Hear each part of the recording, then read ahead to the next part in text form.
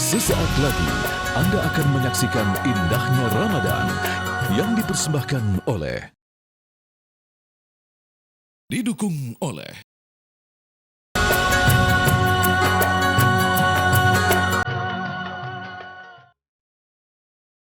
Pemirsa indahnya Ramadan, masa-masa mudik seperti sekarang ini, sebagian besar warga melakukan perjalanan jauh, ratusan hingga ribuan kilometer. Bahkan tak sedikit harus melintasi zona waktu yang berbeda dari lokasi pemberangkatan hingga tiba di tujuan. Saat melakukan perjalanan, tak sedikit dari pemudik yang mengalami hambatan. Misalnya, menemui kemacetan, terhadang cuaca buruk, atau karena kondisi infrastruktur yang kurang memadai. Jika mereka harus menghadapi situasi tersebut, maka waktu perjalanan akan jauh lebih lama. Biaya dan energi yang diperlukan juga bertambah. Tidak heran kalau ada di antara pemudik yang mengalami dehidrasi, lemas, atau penurunan kondisi kesehatan selama dalam perjalanan. Selain itu, karena kondisi-kondisi di perjalanan tersebut, bisa saja di antara para pemudik itu meninggalkan kewajiban sholat 5 waktu. Tak sedikit kita melihat para pemudik terpaksa harus tidak berpuasa dan meninggalkan sholat selama mengarungi perjalanan ke kampung halaman. Selain karena jauhnya jarak menuju ke kampung halaman, mereka juga beralasan untuk kondisi kesehatan badannya. Jika demikian situasinya, apakah dibenarkan bagi mereka yang melakukan perjalanan jauh untuk tidak berpuasa? Pemirsa, bersama para narasumber yang kami hadirkan pagi ini, kami akan membahas tentang aturan puasa dan sholat di perjalanan jauh di program Indahnya Ramadan hari ini. Selamat mengikuti. Pemirsa, untuk Anda yang sudah bersiap-siap mudik, tentunya juga memikirkan banyak hal. Keselamatan, kenyamanan, itu juga Anda pikirkan. Tapi yang paling utama jangan sampai pada saat Anda mudik, walaupun perjalanannya jauh, ibadahnya ditinggalkan. Bagaimana nih caranya kita mengatur ibadah yang pas, sholat, puasa pada saat mudik ini supaya memberikan kenyamanan juga untuk kita, sekaligus juga terus mendapatkan ridho Allah. Saya mulai dari Gusan terlebih dahulu kalau begitu, Gus. Ya, Islam Yang jauh nih dari Jakarta iya. ke sini. Islam memberikan kemudahan kepada umatnya untuk tetap menjalankan ibadah. Dan ketika kita dalam proses perjalanan, itu pun sudah ada tupoksi dan juga SOP-nya harus bagaimana.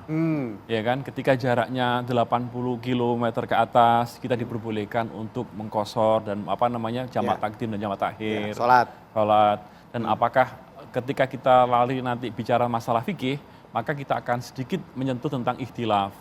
Ada beberapa pendapat yang mengatakan bahwa ketika kita dalam kendaraan atau dalam pesawat, itu untuk sholat wajib itu harus diulang ketika kita sudah sampai di rumah. Tetapi kita niatkan untuk pada saat di atas pesawat itu lihurmatil waktu. Nah juga ada yang mengatakan seperti itu. Tetapi ada juga yang mengatakan bahwa ketika kita sudah sholat di atas tidak perlu lagi diganti ketika sudah sampai rumah. Banyak sekali varian-varian ikhtilaf di dalam fikih ini. Tetapi saya yakin para pemirsa semuanya sudah memiliki guru masing-masing dan juga referensi masing-masing. Tetapi prinsipnya adalah rukhsah itu adalah keringanan yang diberikan kepada Allah SWT kepada kita semuanya. Mari kita manfaatkan itu sebaik mungkin, sebijak mungkin. Misalnya contohnya perjalanan kita dari sini ke Bandung, itu sebenarnya sudah tidak wajib lagi untuk berpuasa, boleh untuk tidak berpuasa. Tetapi kalau misalnya kita masih kuat dan masih mampu untuk melakukan puasa itu, kenapa tidak puasa? Gitu. Apalagi konteksnya ketika pada saat Nabi zaman itu 80 kilo ya betul ya? 80 kilo menggunakan onta. Betul. Ya kan? Menggunakan onta, menggunakan kuda dengan situasi yang sangat panas, tentu berbeda dengan yang sekarang. Maka perlu naik mobil, naik kereta, naik pesawat dan full AC dan sebagainya begitu. Nah, tentu ada kebijakan-kebijakan yang bisa menilai itu adalah diri kita sendiri. Pantas nggak nih saya melakukan qashar sekarang? Sesuai tidak? Tapi kalau misal konteksnya mudik, insya Allah itu sudah tidak ada lagi maksiat. Karena perjalanan yang tidak diperbolehkan untuk melakukan qashar adalah ketika perjalanan mengandung unsur maksiat. Ya kan, misalnya saya mau datang nonton konser Blackpink deh. Nah, itu nggak masuk di dalam wilayah qasar itu. Ya kan, tidak dalam konteks ibadah seperti itu. Ya, Nonton bola. Ustaz. Artinya ada catatan dari Islam kalau ingin membatalkan puasa karena safar, perjalanan jauh itu, satu kriterianya harus safar tawil, perjalanannya jauh. Tadi sudah Iya. dijelaskan. Iya, 80 Yang km. kedua, ya bukan karena maksiat. Ya. Tujuannya. Maksiat ini maksudnya? Maksiat itu sesuatu yang dikecam agama lah. Maknanya luas saja. Iya. Ya kan? Yang Yang tujuan ketiga bukan misal, maksiat. maksiat ini dibagi lagi dalam literatur fikih. Mungkin awal pergi dia nggak niat maksiat. Di tengah jalan dia ngelihat ada sepatu orang cakep di masjid tuh parkir. Dia ambil tuh. Ada kesempatan. Itu kan maksiat juga, dosa. Nyolong tuh dosa gitu loh. Iya, ya. Yang ketiga dalam mazhab Syafi'i diberi syarat dia harus berangkat sebelum terbit fajar. Artinya di malam hari. Dia musafir, iya. berangkatnya itu harus dari malam hari. Dan sebelum terbit fajar dia sudah melewati batas daerahnya. Batas daerah dalam konteks Indonesia itu ya kelurahan itu. Dia sudah pindah lintas kelurahan. Sudah melewati kelurahannya dia. Oke. Sebelum terbit fajar dan melewati 83 km tidak maksiat, maka kalau dia memang mau berbuka diperbolehkan. Tetapi kalau dia sanggup wa antasumu khairul lakum, maka berpuasa lebih baik buat dia. Kalau berangkatnya siang berarti tidak bisa? Begitu kalau dalam beberapa catatan madhab, misalnya madhab Syafi'i kriterianya seperti itu. Oh, oke. Silakan, Yai, bagaimana baiknya?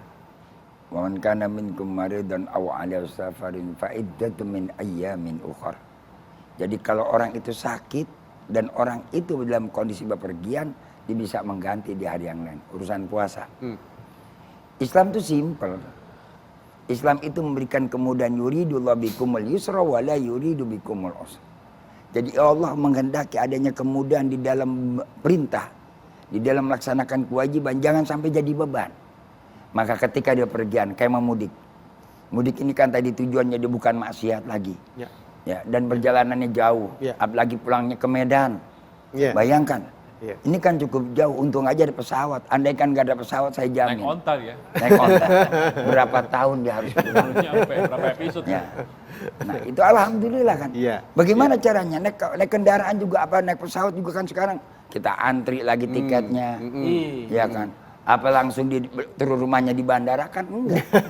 Nah, pasti masih 2 jam, 3 jam lagi kesananya. Barangkali bisa 4 jam atau 5 jam kesananya lagi. Itu luar biasa. Lalu bagaimana?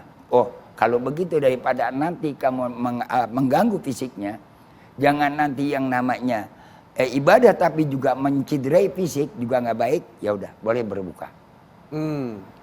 Kapan tadi berbukanya? Sudah diatur. Berangkatnya dari malam hari. Tuh. Jangan nanti udah tengah hari baru jalan. Malamnya kita berangkat. Berangkat keluar dari rumah dulu deh tuh. Ke bandara, ngetem dulu di mana kek.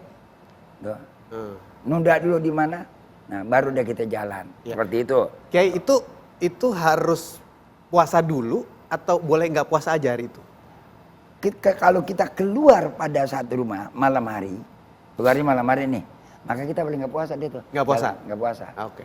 Kalau kita udah jalan nih, jalannya pagi, tengah jalan. Ini bagaimana? Dilihat kondisi kemampuan fisik dia. Kalau dia bisa melanjutkan, silakan. Tapi kalau dia bisa mampu melanjutkan, wa antasumu khairul lakum in kuntum ta'lamun. Jadi dikembalikan lagi loh, in kuntum ta'lam. Jika kalau kamu tahu. Artinya kalau kita tahu kondisi fisik kita, kondisi badan kita, kondisi keadaan kita tahu, ya kita lanjutkan. Kalau kita nggak tahu ya boleh kita berbuka. Daripada yang namanya ntar jadi menderita, lambung kita kumat. Iya. Ujung-ujungannya ntar kita belum apa-apa udah terasa kayak kiamat. Sakit ya? Sakit. Mendingan kita berbuka, boleh. Ya. Tapi diganti. Oke, tahan dulu sampai di situ. Nanti kita lanjutkan lagi pembahasan ini tentang bagaimana dengan sholatnya. Saat yang tepat seperti apa, lalu menggantinya pun seperti apa. Kami akan segera kembali.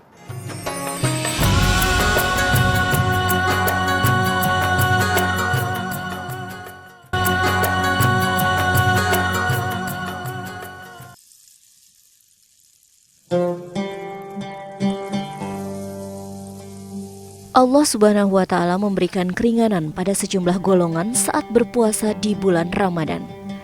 Ibu hamil dan menyusui, penderita sakit, orang tua, hingga orang yang tengah menjalani safar atau perjalanan jauh atau musafir diperbolehkan untuk tidak berpuasa, namun di kemudian hari harus mengganti puasanya atau membayar fidyah. Di antara golongan yang boleh tidak berpuasa, kategori musafir atau orang yang dalam perjalanan masih menimbulkan pertanyaan. Sebagaimana kita tahu bahwa safar atau musafir di zaman Rasulullah sangatlah memberatkan. Tidak ada tempat makan dan minum, serta tidak ada tempat penginapan. Hal inilah yang membuat musafir di zaman itu mendapatkan keringanan. Sebagaimana sabda Nabi Shallallahu Alaihi Wasallam yang artinya, safar merupakan sebagian dari siksaan karena menghalangi seseorang di antara kalian untuk bisa menikmati makan, minum, dan tidur. Jika di antara kalian telah menyelesaikan keperluannya, maka hendaklah ia segera kembali ke keluarganya. Hadis riwayat Bukhari nomor 1804 dan Muslim nomor 1972. Lalu bagaimana dengan musafir di zaman sekarang yang difasilitasi dengan berbagai kemudahan transportasi dan tidak mengalami kesusahan? Maka jawabannya yang terbaik adalah tetap berpuasa. Lalu bagaimanakah hukumnya puasa seorang musafir? Melihat realita zaman sekarang, puasa tidak memberatkan seseorang karena sempurnanya sarana transportasi. Berdasarkan firman Allah Subhanahu wa Ta'ala dalam surat Al-Baqarah 185 yang artinya, dan barang siapa sakit atau dalam perjalanan lalu ia berbuka, maka wajiblah baginya berpuasa sebanyak hari yang ditinggalkannya itu. Pada hari-hari lain, Allah menghendaki kemudahan bagimu dan tidak menghendaki kesukaran bagimu. Dan hendaklah kamu mencukupkan bilangannya, dan hendaklah kamu mengagungkan Allah atas petunjuknya yang diberikan kepadamu, supaya kamu bersyukur. Al-Baqarah 185. Di zaman Rasulullah, para sahabat pernah berpergian bersama Nabi. Sebagian mereka ada yang berpuasa dan sebagian lainnya berbuka. Abu Darda radhiyallahu anhu berkata, kami bepergian bersama Nabi Shallallahu Alaihi Wasallam dalam keadaan yang sangat panas. Tiada seorang pun di antara kami yang berpuasa kecuali Rasulullah Shallallahu Alaihi Wasallam dan Abdullah bin Rawaha.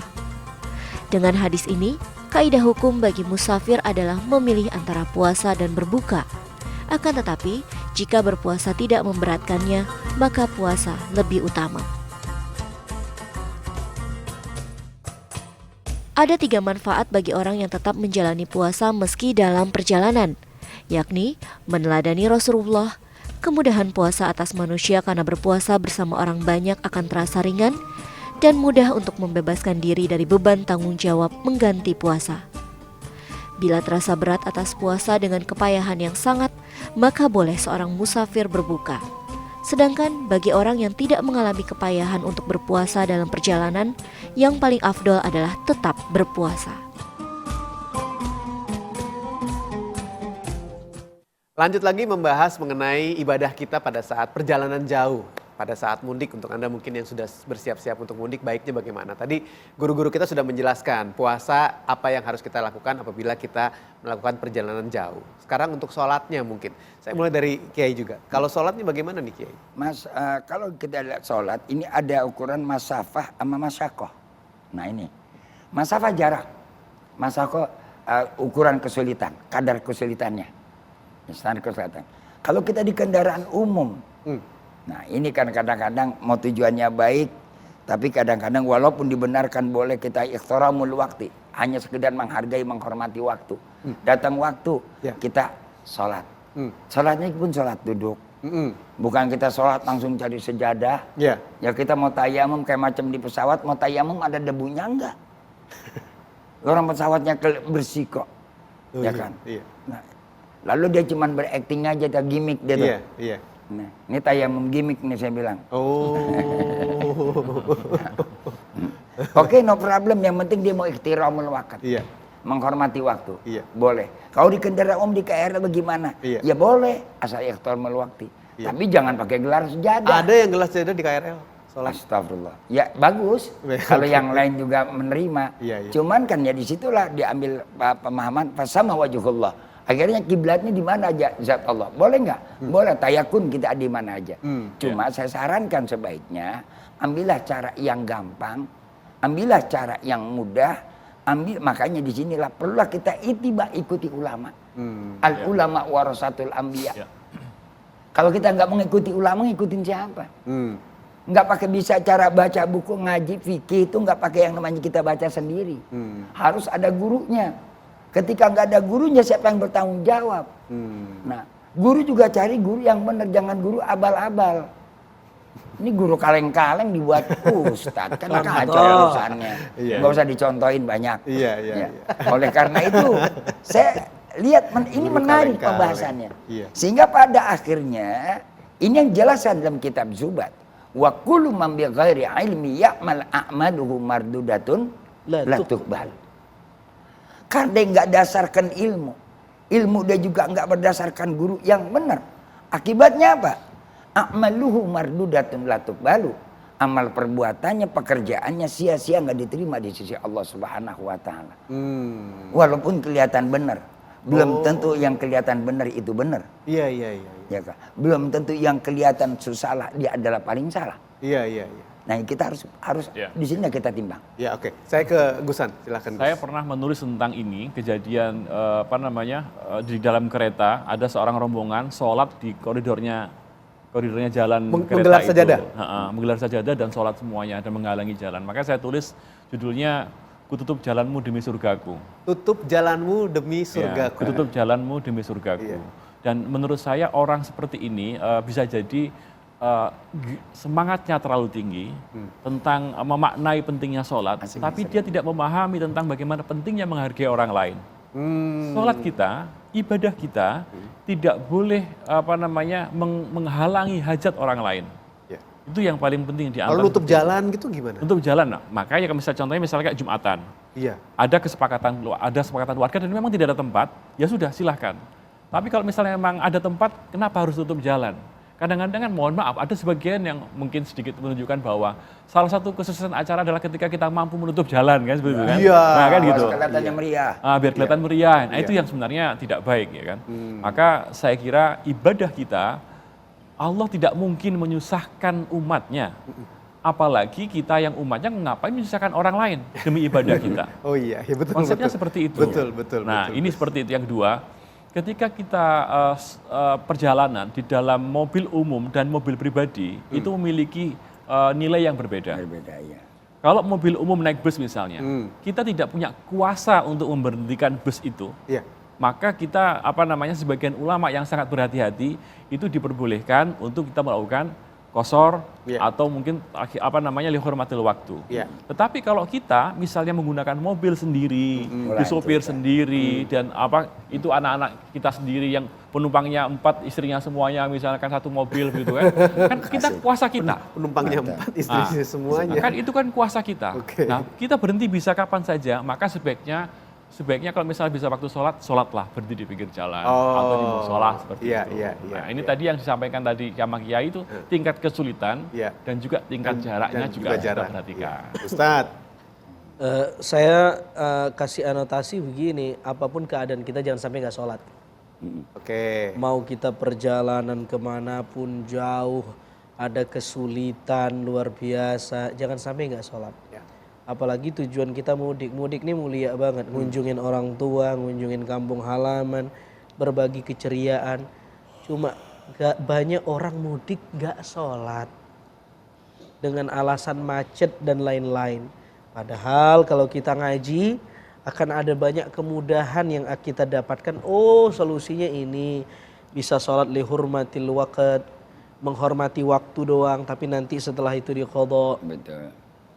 Lalu kemudian wudhu gampang, nggak usah tayamuman, sediain aja spray water isi air. Maka di setiap mobil kita minimal kalau mudik kita ada spray water. Ya. Kalau pakai debu belum tentu ada debunya. Ya. Sementara mazhab Syafi'i harus dengan debu yang asli, nggak bisa dengan kaca mobil. Lagi di pesawat udah ada yang bersihin setelah kita sebelum naik. Bawa aja spray water, lalu kemudian semprotin. Nggak perlu banyak, yang penting ada genangan air. Ya. Dan jangan dilepaskan, nanti jadi mustakmal, terus sudah bisa wudhu. Artinya begini, akan ada kemudahan kalau sebenarnya kita ngaji nih.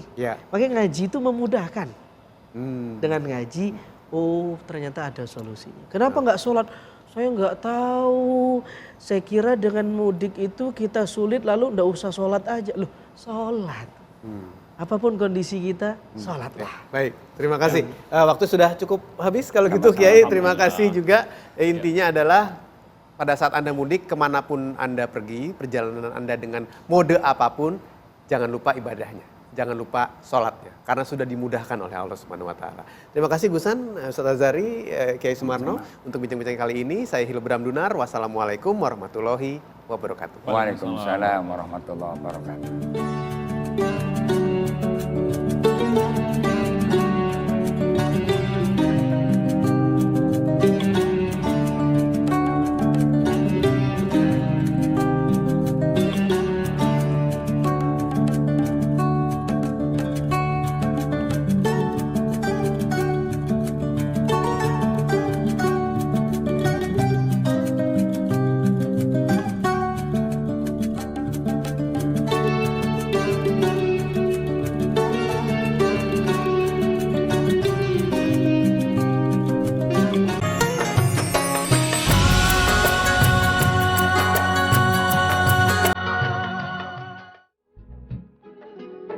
Assalamualaikum pemirsa indahnya Ramadan.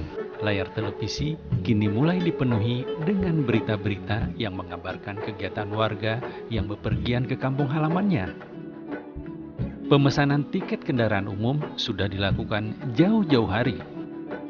Tak heran jika bandara, terminal bus, stasiun kereta api, pelabuhan laut, jalan tol dipadati oleh para pemudik. Tas besar hingga kardus jadi barang bawaan yang jamak dilihat bagi mereka yang mudik. Salah satu isi tas dan kardus itu adalah oleh-oleh yang hendak dibagikan ke saudara dan handai tolan di kampung halaman. Kadang oleh-oleh menjadi media untuk berbagi rasa syukur, juga menunjukkan bahwa selama di perantauan, pemudik tersebut telah meraih kesuksesan. Selain makanan, pakaian atau cenderamata lain sebagai oleh-oleh buah kesuksesan, tak sedikit pula para pemudik membeli atau sekedar menyewa kendaraan terbaru untuk dibawa ke kampung halaman. Dari fenomena tersebut kemudian muncul pertanyaan, apakah esensi mudik ini untuk bersilaturahmi atau adu gengsi? Inilah yang akan dibahas dengan para narasumber di Indahnya Ramadan kali ini. Assalamualaikum warahmatullahi wabarakatuh. Pemirsa Indahnya Ramadan TV One dimanapun Anda berada. Senang sekali kembali kita bisa bertemu bersama dengan guru-guru kita juga sudah hadir di studio. Ada Gusan, Assalamualaikum Gusan. Waalaikumsalam. Ustadz Azhari Nasution, Assalamualaikum. Waalaikumsalam. Dan Kiai Sumarno Syafi'i, Assalamualaikum Kiai. Waalaikumsalam warahmatullahi wabarakatuh. Dan juga bersama saya Hilbram Dunar, di mana tadi sama-sama kita menyaksikan tayangan tentang mudik, persiapan mudik. Semua orang sudah pikirannya untuk mudik. Ustadz Azhari juga sudah siap-siap untuk mudik. Udah pesen tiket, bro. Udah pesen tiket. Nah, ketika kita bicara mengenai mudik yang intinya adalah kembali ke kampung halaman, bersilaturahmi kepada saudara-saudara, kepada orang tua, minta maaf, sungkem. Tapi di sisi lain kadang-kadang orang mudik pun membawa misi-misi tertentu. Misalnya ingin memamerkan sesuatu, menunjukkan yang baru-baru, memperlihatkan kesuksesan. Kalau hal seperti itu terjadi, bagaimana nih melihatnya? Silakan, Kiai. Masya Allah. Ini tema tahunan. Iya. Yang setiap kali terjadi di tengah-tengah masyarakat kita. Tapi kita ambil positif thinkingnya saja. Yang pertama, tujuan orientasi mudik, niatnya utama adalah silaturahmi. Betul. Mulia nggak? Mulia. Bagus. Tapi di balik kemuliaan itu, setan nempel di dalam hati kita. Ketika udah bertemu dengan keluarga, saudara, orang kampung halaman, pasti ada setiap manusia ingin memperlihatkan dan ingin dilihatkan. Nah, ketika ada niat itu, mestinya apa yang harus kita lakukan? Buru-buru istighfar. supaya jangan terus terbawa dan terjebak. Akibatnya apa nanti? Jadi pamer kita. Setelah pamer jadi gengsi. Ajang adu gengsi di tengah mudik. Untung aja saya nggak punya kampung. Maka karena itu saya sampaikan kepada para pemirsa, dalam kesempatan ini mudik tidak dilarang. Dan ini tradisi silaturahmi yang udah mengakar di tengah masyarakat kita. Bahkan di negara Cina juga setiap Imlek mereka jauh lebih banyak berbondong-bondong. Mereka mikirkan bagaimana silaturahminya, ketemunya, bersua dan berjumpanya. Nah ini juga kita harus mikirkan itu. Ada marjaknya tempat kita kembali. Ya. Nah, Ya. di situ kita membangun rasa apa? Bukan sekedar rasa kerinduan, rasa kekangenan, tapi membangkitkan gairah, rasa sense of belongingnya, rasa memiliki akan ada. Itu satu. Tapi jangan juga tadi disisipi, Ya. pengen diperlihatkan Iya. dan memperlihatkan. Iya. Jauhkan hal yang demikian. Sebab kebaikan, di mana ada kebaikan, pasti di situ ada kejahatan. Di mana ada yang namanya positif, di situ ada negatif. Tergantung bagaimana kita bisa memegangnya dan bisa memilihnya. Ya. Gusan, Ya. yang biasa didatangi mudik nih ke tempatnya Gusan. Jadi konsepnya kan man kana yu'minu billahi wal yaumil akhir falyasil rahimah. Intinya di situ. Intinya adalah silaturahim dan menjadi bagian untuk menunjukkan bahwa kita ini orang yang beriman kepada Allah SWT. Maka penting kita bersilaturahim. Ya. Permasalahannya di sini adalah ketika kembangannya ketika kita silaturahim ini kan macam-macam. Ada motivasi yang lain, ada sesuatu yang mungkin harus kita tampakkan kepada yang lain. Nah ini yang harus kita diskusikan kecil-kecil tapi santai karena memang sombong itu kan orang memandang sombong itu bisa jadi karena orang yang memandang itu tidak mampu seperti apa yang dilakukan orang lain. Oh Ya iya, kan? iya. Nah, iya. maka sebaiknya caranya untuk melihat orang sombong ya nggak usah dilihat, ya nggak usah dilihat dan nggak usah dibahas. Iya. Karena orang sombong targetnya apa? Untuk dibahas. Iya, Iya biar kan? diomongin. Untuk diomongin. Iya, iya. Maka untuk tidak mencapai target itu ya kita nggak usah bahas. Hmm. Itu dalam rangka mentreatment kita kepada mereka orang-orang yang ingin berpamer kepada yang lainnya. Iya, Dan oke. itu menjadi penyakit sosial yang memang dimanapun saja berada, bukan hanya pasca Lebaran ya. Dan fenomena ini terjadi dimanapun dan kapanpun. Nah, karena memang pergerakan orang dari titik ke tempat yang lain dan juga perjumpaan yang sangat masif seperti ini, maka momentum yang pas untuk melakukan itu biasanya pada saat Lebaran itu sendiri. Iya. Gitu. Jadi kalau ada yang datang-datang sepertinya ingin pamer, ya biarin aja. Ya biarin aja, Nggak usah apa-apa. dilihat. Nggak usah dilihat. Nggak usah diomongin. Nggak usah diomongin. Oke. Karena kalau kita ngomongin dosanya dua. Satu, dosa ngomongin orang. Iya. Yang kedua, kita tidak bisa menjaga hati kita sendiri. Iya. Berarti kan iya. lama-lama hati kita hasut dan yang rugi kita sendiri. Rugi kita sendiri. Yang rugi kita sendiri, nggak usah dibahas. Iya, oke. Gimana, Ustaz? Salah tafsir terhadap tradisi mudik. Kenapa terjadi salah tafsir? Mudik yang seharusnya menjadi tradisi yang baik, lalu kemudian menjadi ajang flexing, ajang pamer, ajang sombong dan seterusnya. Kenapa bisa jadi salah tafsir? Karena mungkin kita tidak tahu historisnya, kenapa tradisi ini ada. Saya kira penting bagi kita untuk tahu kenapa harus ada mudik. Ternyata behind the scene dari tradisi ini, Mas Hilbram, atau asbabun nuzulnya, karena orang memaknai Ramadan sebagai upaya kita kembali, kata kuncinya kembali pada titik fitrah. Ya. Kembali mengenal diri, kembali pada titik fitrah. Titik nol ya. Dari nol. Ya. Dan puncaknya ada di Syawal. Lalu kemudian datanglah tradisi mudik yang bukan hanya kembali pada titik ruhani tapi melengkapi. Gak enak nih kalau cuma rohani yang kembali, fisik juga perlu kembali ke kampung halaman. Betul. Mengenal tempat di mana dia berpijak, dilahirkan dan seterusnya, maka orang kembali ke kampung halaman. Orang kalau tahu tentang bagaimana tujuan mulia dari tradisi ini tidak akan terjadi flexing. Oke. Gusan, tapi di sisi lain tadi kan Gusan bilang nggak usah dilihat. Ada orang yang tujuannya mudik itu sebenarnya bukan ingin pamer, tapi ingin memperlihatkan keberhasilan. Mungkin nunjukin ke orang tua, nih orang tua saya sudah berhasil, saya sudah bisa beli motor atau Ada sudah bisa semacam beli achievement mobil. ya, ada. Iya, atau nih keluarga saya sudah berhasil bisa beli baju baru, pakai baju yang seragam gitu misalnya. Itu kan bukan maksudnya sombong, tapi untuk menunjukkan bahwa dia sudah berhasil kepada orang tuanya. Ya. Bagaimana tuh Gus? Ya, makanya hal-hal seperti ini kan multitafsir dan juga multi tujuan. Maka yang paling bisa kita lakukan adalah husnudon saja kepada orang. Berprasangka baik. Berprasangka baik saja kepada orang. Ketika ada orang yang ingin menunjukkan sesuatu, jangan-jangan dia sedang memotivasi kita. Ya kan? Dan fakta di lapangan memang membuktikan banyak orang yang masih seperti itu. Kalau misalnya ada orang yang ingin menunjukkan prestasinya, keberhasilannya kepada orang tuanya, ya alhamdulillah. Mudah-mudahan itu bisa menjadi motivasi bagi yang lain, keluarga yang lain, agar ini bisa semuanya makmur semuanya. Ya, oke. Kiai, bagaimana Kiai? Kalau niatnya ingin memberikan kebahagiaan, idkhalus surur fi qalbil mu'min, memberikan kesenangan hati di dalam hati orang yang beriman, itu luar biasa. Besar. Karena memberikan kesenangan, apalagi memberikan senang hati orang tuanya, Masya Allah. Ya. Ridho Allah fi ridhol walidain wa sukhtallah fi sukhtil walidain. Sebab ridhonya Allah tergantung bagaimana ridhonya kedua orang tua kita. Murkanya Allah pun tergantung bagaimana murkanya kedua orang tua kita. Orang tua kita lihat kita kerja, kita ada perantau berhasil. Ya, pulang dia lihat ada hasilnya, kita bawa ini, dia senang. Masya Allah, jadi doa buat kita. Senangnya, senyumnya orang tua kita itu doa buat kita. Ya. Bukan berarti tujuan kita memamerkan kepada orang. Dengannya tadi saya ingin menunjukkan keberhasilan saya memberikan kebahagiaan kepada ibu, bapak dan keluarga saya. Itu namanya idkhalus surur.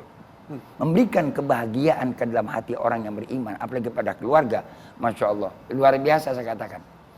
Adapun orang lain menilainya tadi lain, pandangannya nggak usah dipikirin. Yang penting kita jaga niat kita.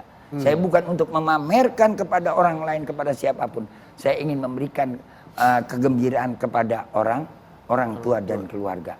Kalau itu yang dilakukan, itu yang dikerjakan, termasuk idkhalus surur, memberikan kegembiraan kepada orang tua, apalagi sama mukmin, insya Allah akan mendapat pahala yang besar. Ya. Ustadz, tujuannya ingin menyenangkan orang tua, tapi di sisi lain malah terlihat seperti orang yang mau pamer. Ya, lagi-lagi hati itu, niat itu sesuatu yang abstrak. Dia sifatnya di qalbu.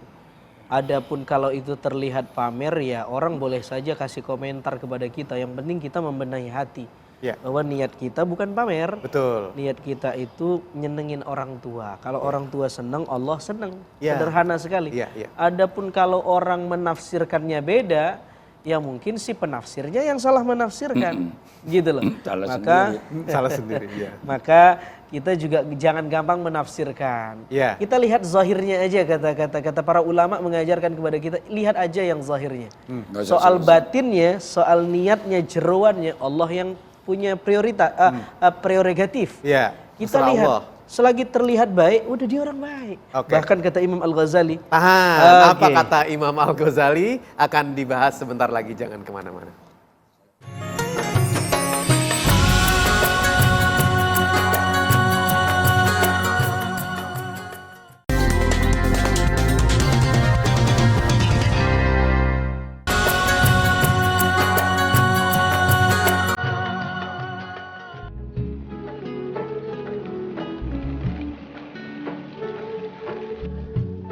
Senin pagi, santri Pondok Pesantren Tebu Irang, Jombang, Jawa Timur sibuk bersiap-siap meninggalkan pesantren.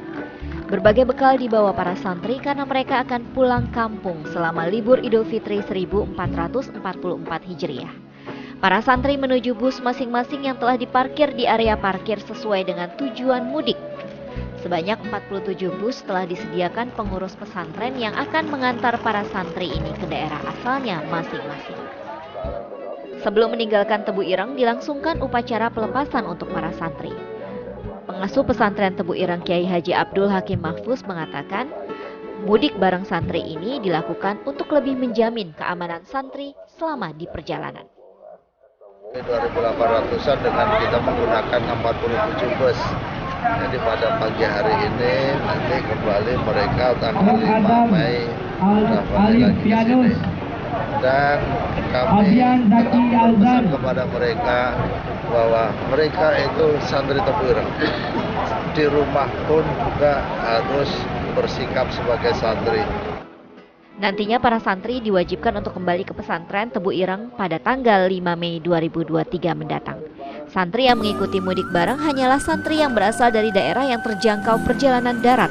Sementara untuk santri asal Kalimantan dan Indonesia bagian timur lainnya menggunakan pesawat terbang. Dari Jombang, Jawa Timur, Umar Sanusi, TV One mengabarkan. Kalau kita saksikan tayangan tadi bagaimana kesibukan mereka-mereka yang sudah siap untuk melakukan mudik ya atau bahkan sudah mulai mudik, termasuk juga Anda mungkin yang sambil santap sahur sudah mulai memikirkan nanti akan kemana, lewat mana, mampir di mana, makan apa, buka di mana. Boleh-boleh saja, silakan saja. Mudik memang tradisi yang baik, tapi kalau beralasan demi gengsi, nah itu menjadi cerita yang lain lagi. Silakan dilanjutkan Ustaz. Ya, tadi saya pengen sampaikan tuh Mas Hilbram. Iya. Yang penting niat kita baik, nyenangin orang tua semampu kita, tidak memaksakan, bukan karena gengsi dan lain-lain. Tapi kalau dikomentarin orang kita flexing dan seterusnya, ya itu ya orang bebas karena orang punya mulut dan lisannya masing-masing. Iya. Tetapi kita juga punya telinga dan kolbu yang kita berhak mengkondisikannya. Oh, saya husnuzon sajalah sama orang. Jadi sampai Imam Al-Ghazali mengajarkan kita jangan buru-buru kasih komentar dan ngejudge orang. Kata Imam Al-Ghazali, kalau kamu mencium bau mulut orang lain, bau mulutnya bau anggur, jangan buru-buru menjudge kalau dia sedang atau baru selesai minum khamar, minum minuman keras. Jangan. Boleh jadi kata Imam Al-Ghazali, dia baru kumur-kumur doang, habis itu dia buang. Madmadah. Dia kumur-kumur, dia buang. Bukan dia minum. Kamu baru boleh menjudge dia peminum khamar kalau dia betul-betul kamu lihat dengan mata fisik kamu sedang minum khamar dan menelannya. Sampai segitunya ulama mengajarkan kita agar tidak buru-buru memberi komentar. Sekarang kan zamannya medsos nih. Betul. Orang buru-buru nge-share komentar, buat status tanpa kemudian memikir komentarnya benar atau tidak. Betul. Orang susah membedakan antara free of speech atau hate speech. Ini mana nih? Iya. Saking bebasnya kita bermedia sosial. Ya, oke. Baik, terima kasih. Saya ingin ke Gusan. Ini sesuai dengan topik, kembali lagi ke topik ya Gus ya. Nasihat Mudik ini demi silaturahmi atau demi gengsi. Ada orang yang mengatasnamakan gengsi itu sebagai apresiasi diri. Misalnya dia sudah bekerja keras, dapat rezeki, maka dia beli perhiasan. Dipakailah perhiasan pada saat mudik. Itu tujuannya bukan untuk sombong, tapi mengapresiasikan dirinya sendiri. Kalau seperti itu bagaimana? Ya, jadi kita ini topik pembicaraan kita ini seperti dua mata pedang yang tergantung siapa yang mendengarkan. Contohnya kepada orang yang pelaku si pemudik yang diindikasikan melakukan seperti itu, maka uswah yang harus kita berikan kepada dia adalah tolong jaga hati, jaga perasaan orang lain. Tapi kepada orang yang selama ini belum mampu dan hanya melihat saja orang seperti itu, tolong silakan husnudon. Nah, tetapi kalau ini dibalik, lain lagi ceritanya. Jadi kan ketika kita sudah flexing dalam tanda kutip, memaksa orang lain untuk husnudon sama kita, boleh kamu tuh berbuat perasaan baik pada saya, gini kan. Nah, begitu juga dengan dibalik dengan seperti ini. Boleh kamu jaga hati saya. Gitu. Jangan pamer-pamer. Jangan pamer-pamer, boleh jaga hati dan sebagainya. Nah, maka ini permasalahan sosial itu tidak mudah, gitu kan. Maka yang paling baik adalah kita tata diri kita lah. Jangan sampai apapun hal yang baik itu tidak selalu harus kita lakukan. Ya kan? Tidak semua yang dilarang itu boleh kita lakukan. Nah, nanti itu mungkin motivasinya lebih ke sana. Nah, gitu. menyambung dari apa yang dikatakan Gusan, Ustadz, menjaga perasaan orang lain. Tadi Gusan juga sempat mengatakan ya, ada yang atau Kiai tadi, ada yang justru tidak mau mudik karena Gusan tidak mau mudik karena minder. Yang lain udah pakai motor, saya naik bis misalnya. Yang lain sudah pakai apalah dengan baju baru, saya tidak. Jadi justru dia khawatir bertemu dengan teman-teman, rekan-rekan, saudara-saudaranya pada saat mudik. Akhirnya dia memutuskan untuk tidak. Terputuslah tali silaturahmi secara langsung. Bagaimana? Kalau dia merasa tidak nyaman karena ada orang-orang yang memamerkan harta dan seterusnya, sementara dia belum mampu beli ini dan beli itu, Ya jangan-jangan nih, jangan-jangan kitanya yang berprasangka buruk, belum berprasangka baik. Mungkin orang yang Kita yang tidak mampu ya? yang tidak mampu ini yang berprasangka buruk kepada yang sudah mampu.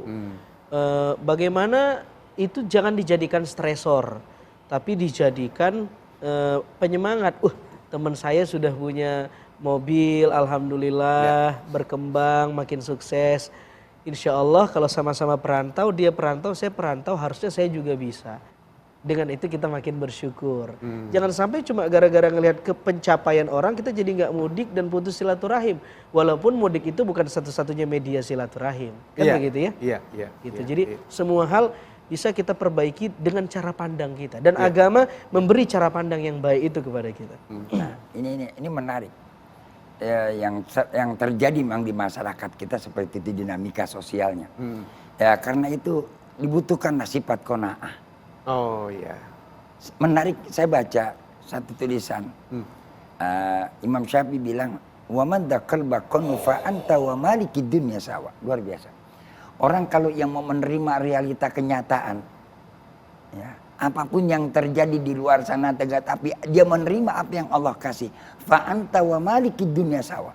Kamu dengan raja di alam jagat semesta ini sama. Jadi nggak ada sifat minder.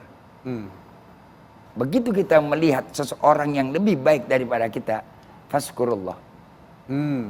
Syukur kita kepada Allah. Syukur. Bahwa orang itu diberikan nikmat. Ya. Orang yang dikasih nikmat, kita yang bersyukur. Dia belum tentu dapat pahala, kita yang bersyukur udah dapat pahala. Masya Allah. Kenapa kita udah mengucap Alhamdulillah Gus An udah ganti mobil, tambah istri. Allah. Itu luar biasa. Ya. Kembali ke Mbak Fitri. Saya tidak berkomentar. Begitu. Jadi nggak usah dikomentari. Memang realita kenyataan begitu. Realita tuh. Realita. Iya. Nah ini kan kita gira kan. Oke. Walaupun Gus An Gawat udah yang di bilang, Jawa Timur, Alhamdulillah. gawat. Oke, tahan. Cukup. Kita akan lanjutkan lagi pembahasan dengan topik yang lain sesaat lagi, jangan kemana-mana.